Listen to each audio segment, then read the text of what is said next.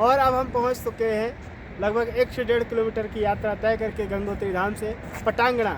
जो पहली वीडियो में जो यात्रा हमने अधूरी छोड़ी थी, पटांगणा वह एक चौड़ा स्थान है और विशेषता यहाँ पर यह है, जैसे पहाड़ी शब्द है पटांगणा, अर्थात एक ही पत्थर पटा हुआ है, मतलब फैला हुआ है एक लंबे क्षेत्र में। तो एक बड़े क्षेत्र में ये बहुत बड़ा एक ही पत्थर है, एक ही चट्टान है। आगे भी आपको लेके चलेंगे कि किस प्रकार से देवदार के और चीड़ के वृक्ष इसमें खड़े हुए हैं। ये वृक्ष ऐसे हैं कि एक अगर देवदार रहेगा तो एक चीड़ रहेगा, तो ऐसा मालूम पड़ता है कि नर और मादा। उसी प्रकार से वातावरण को बिल्कुल पूर्ण रूप से शुद्ध करके यहाँ पर फिल्ट्रेट ऑक्सीजन यहाँ पर यह देते हैं वृक्ष हमको। तो आइए हम देखते हैं पटांगणा की सुंदरता को और यह देवदार और चीड़ के वृक्षों के सौंदर्य को बड़े आनंद के साथ हम इसका आनंद और ध्यान का भजन का यहाँ पर आनंद लेते हैं। और इसके बाद हम चलेंगे पांडु गुफा की ओर। तो कोशिश करेंगे पांडु गुफा भी अगर हम पहुँच सकें, क्योंकि समय भी हमारे एक सीमा होती है, शाम को ही वॉकिंग में निकलते हैं। तो इवनिंग वॉक जो हमने पहला वीडियो डाला था, तो इवनिंग वॉक ही एक प्रकार से हमारा है। और स्वास्थ्य के लिए, एक उत्तम स्वास्थ्य के लिए सबको इवनिंग वॉक करना ही करना चाहिए, जिससे कि उनका स्वास्थ्य भी अच्छा हो। योग करो, प्राणायाम करो। आप लोग सोचते होंगे कि संत महात्मा लोग हिमालय में कैसे रहते हैं इतनी ठंड में भी।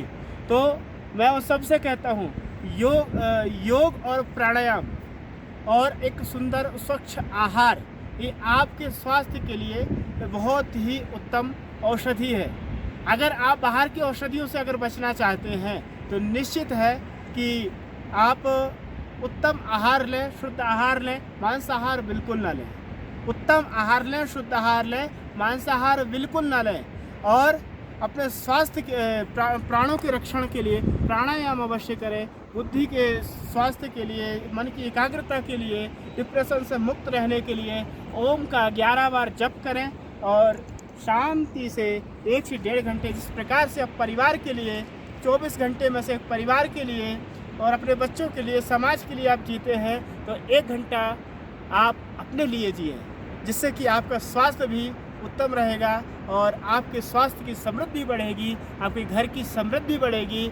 और बीच बीच में जब जो थोड़ा और ज़्यादा समृद्धि हो जाए तो आध्यात्मिक संपत्ति बटोरने के लिए तीर्थों में चले जाएं।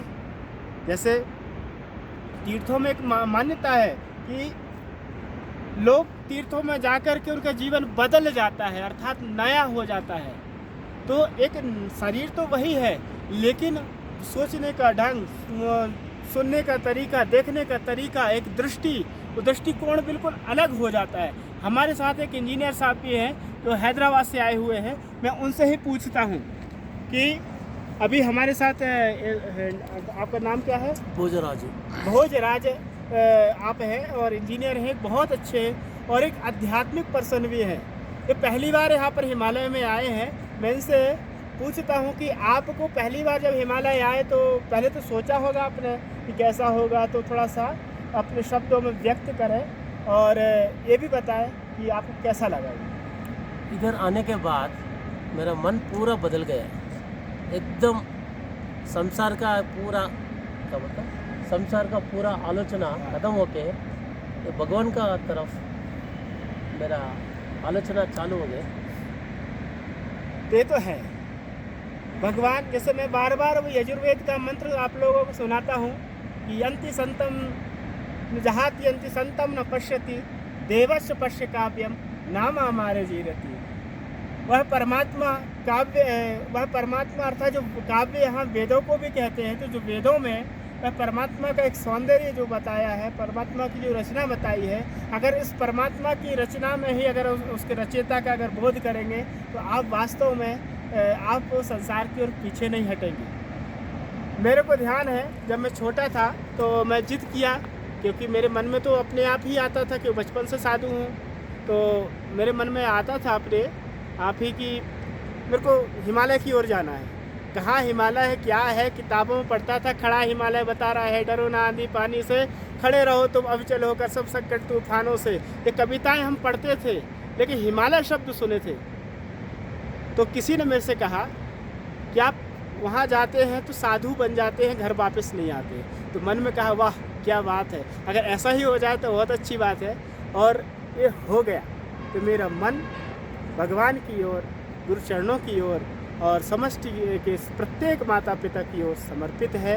और सबकी सेवा के लिए जिस प्रकार से मैं सेवा कर सकूं, अध्यात्म रूप से या फिर किसी भी प्रकार से किसी के मन की व्यथा को अगर मिटा सकूं, किसी तन की व्यथा को अगर मिटा सकूं, तो भगवान बस सामर्थ्य भी धीरे धीरे दे रहे हैं और देते रहेंगे।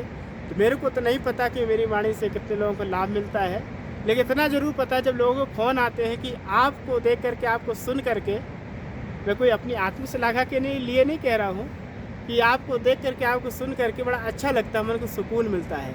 तो मेरे को ना इस प्रकृति को देख करके आपको अच्छा लग रहा है। और यहाँ करोड़ों करोड़ों लाखों लाखों ऋषियों की तपस्थली है ये हिमालय, क्योंकि हिमालय मोक्ष भूमि है।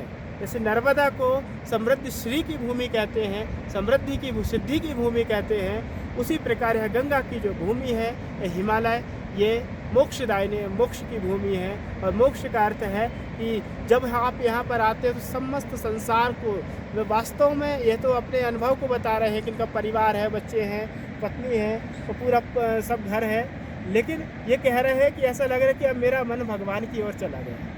तो आपका मन भी भगवान की ओर हो। यह पटांगड़ा का और सुंदर दृश्य एक बार और देख लीजिए।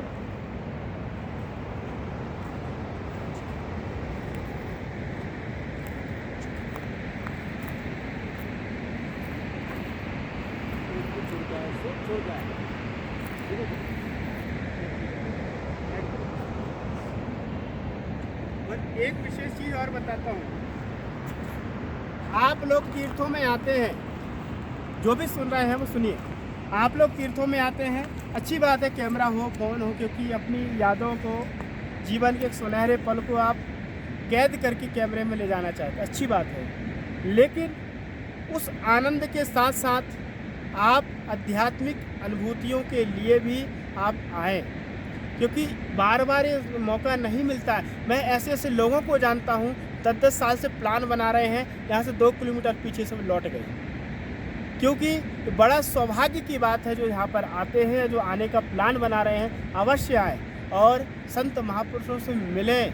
केवल गंगा मैया तो हैं ही, उनका प्रभाव, उनका प्रताप है, लेकिन संत यहाँ पर वर्षों वर्षों से साधना कर रहे हैं, उनसे अपने जीवन की शांति के लिए, मन की शांति के लिए उपाय पूछें, तो आपका भी कल्याण होगा और आपके परिवार का भी कल्याण होगा। फिर अगले एपिसोड में और भी इसके आगे ले चलेंगे। अभी तक के लिए, और ऐसे हमारे डॉक्टर साहब हैं, इंजीनियर हैं, तो ये भी अपना मोबाइल वोबाइल सब छोड़ के आए, कोई भी इनके पास बंधन नहीं है। अब ये बड़े आनंद से एक रिचार्ज होकर के कल यहाँ से प्रस्थान कर रहे हैं, नीचे की ओर, हैदराबाद से है। मैं तो इनसे कहूँगा बार बार आप आते रहे और इस हिमालय के परम सौभाग्य का अपने भाग्योदय करते रहे। ओम नमो हरि ओम।